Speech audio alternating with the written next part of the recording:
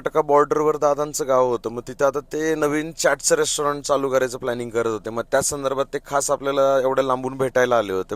मग आपण त्यांना डिटेलमध्ये गाईड केलं की कशा प्रकारे आपल्याला तिथे चाटचे ऑप्शन्स ठेवता येईल, कॉम्पिटिटर प्राइसिंग काय आहे, आपण काय ठेवतोय, काय यूज केलं पाहिजे, चाटमध्ये चटण्या कशा प्रकारच्या असल्या पाहिजे जेणेकरून टेस्ट चांगली होईल, त्या चटणीमध्ये काय काय इन्ग्रेडियंट आपण यूज केले पाहिजे हे आपण त्यांना गाईड केलं. मटेरियल कुठून भरायचं आहे, त्याची साधारणतः क्वांटिटी किती असली पाहिजे, प्राइसिंग किती असली पाहिजे, आपलं प्रॉफिट मार्जिन कसं असलं पाहिजे हे पण आपण त्यांना डिटेलमध्ये सांगितलं.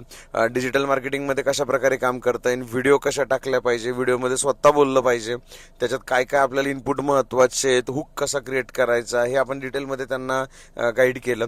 आणि बाकी त्यांचं काही केटरिंग व्यवसायात पण काम चालू आहे चार्ट रिलेटेडच. मग तो व्यवसाय कसा वाढवता येईल, कारण त्याच्यात कसं बल्क बिझनेस असतो, काम करायला परवडतं. आणि मग त्या संदर्भात आपण ते पण गाईड केलं की तेही चालू ठेवा. त्यांना असं सांगितलं की आजूबाजूच्या मेन सिटीमध्ये जाऊन तुम्ही नेक्स्ट रेस्टॉरंट प्लॅन करा चाटचंच, पण जेणेकरून कसं आहे की तिथं क्राऊड बेस चांगला असतो, पैसे पण चांगले मिळतात आणि ग्रोथ पण चांगली होती बिझनेसची. त्यांचं डोक्यात होतं फ्रँचायझीत जायचं.